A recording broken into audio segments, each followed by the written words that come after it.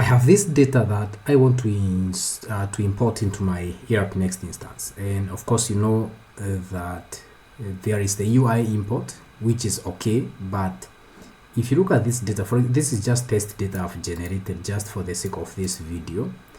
If you look at this data, this is about 20,000 records.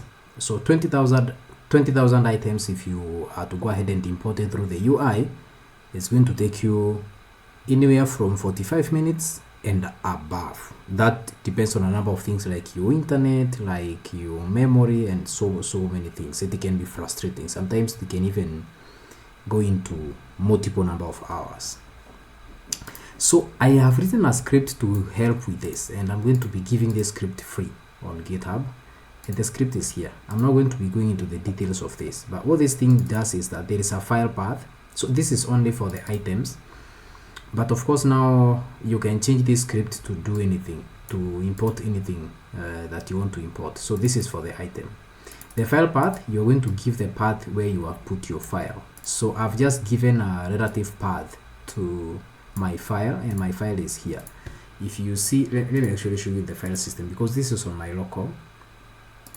This is where my project is, and then I have home here. Where is home? I have home here, I have Karani, and then I have a directory called Frappe where I put all my Frappe projects, and then I have this stock scan. All right, this is my instance, and then from there I have apps, and I have stock scan. Then inside stock scan I have this stock scan as the module, and then I have another directory I've called scripts. So inside these scripts I have two things. I have this import script, which is ideally what we are looking at here, right? And then I have this is the file that we are looking at here. This is the Excel file with all the items. So I could have ideally changed this path to something like just that, but for clarity of this video, that something like, just a second, I'm not there. I removed all this, all right, like that would still work, but for clarity purposes of this video, it is good to put in the relative path. And how do you get the relative path in Linux? So for example, if I go to apps and then I go to stock scan and scripts, I can do a pwd, which is print working directory, and I'm able to see that this is the path to my file.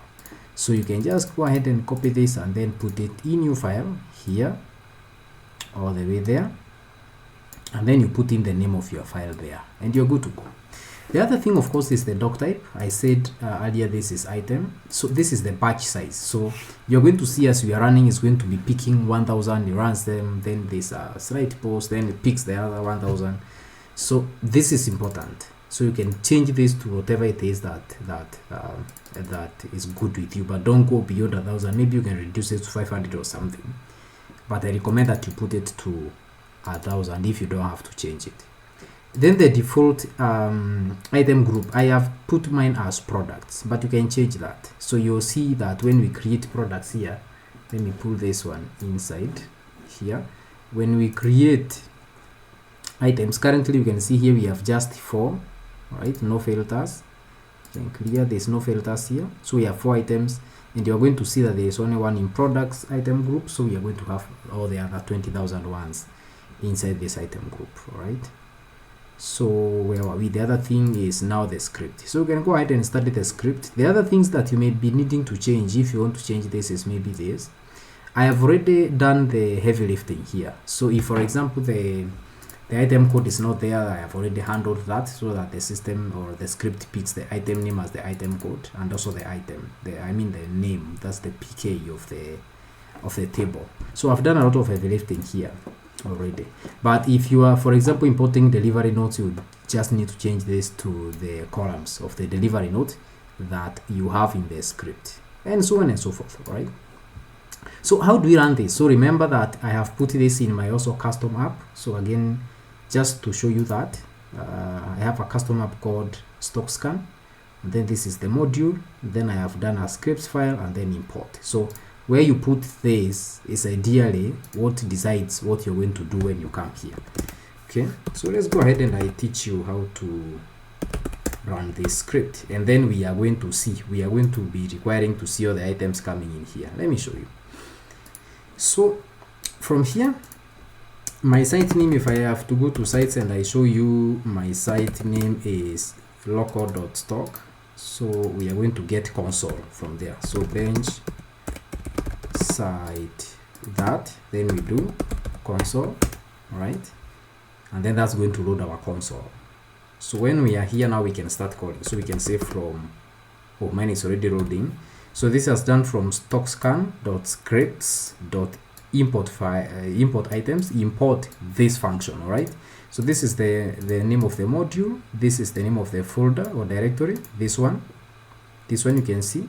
This is my module.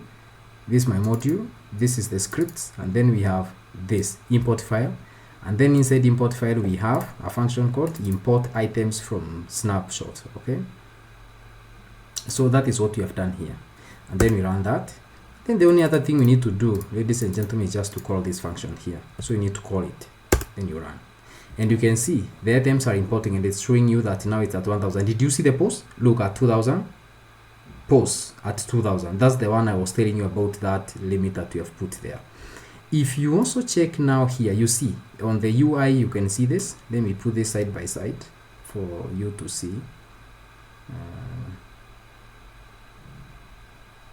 There you go. So you can see that as this uploads, now we are at 6000. You can imagine. So if you had like 5000 items, that would already have been completed a long time. So now we are, and we are barely below 1 minute of our time. Yeah. So we are now at 8000. You can see that happening here, as it also happens here. So on this, you can see the percentage done. We are now at around 46%, 47% of the items. So all this as I have put in the script so that you can see the progress of your data as it imports. So the recommendation here, so we are now past 10,000. So again, if you had 10,000, maybe it's now we are around 40 seconds since when we started running this script. So if you have like 10,000 items, it should take ideally less than 1 minute to finish.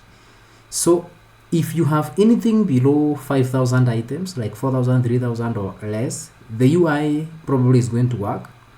But if you start getting items at above 5,000, you really need to consider a different approach. And this is the approach that I'm giving. And again, I have said that I'm going to be giving this script to you online on my GitHub repo for free, so you can download it and use it in your projects. And of course, if you have any questions, you can always as usual feel free to either drop me a message there on YouTube or wherever you are watching this video from, or you can send me a message on WhatsApp. I'll be happy to answer you, or on my LinkedIn channel or on X. Wherever you get me, you can drop your question there. So we are now at 18,000 items, ladies and gentlemen. We are ideally below 2 minutes. So you can imagine the items that could have taken you probably frustrated number of hours we are now finishing have been done in less than 2 minutes. So there you go, 19,000, and voila, there you go. So you can see this has finished. The items are supposed to be here. So if you give this a refresh, now we have, it's still refreshing, we have our items. You can see that has been done now. So we can enlarge this again, and ladies and gentlemen, that's all for this video. Again, all the questions you have, feel free to drop them for me.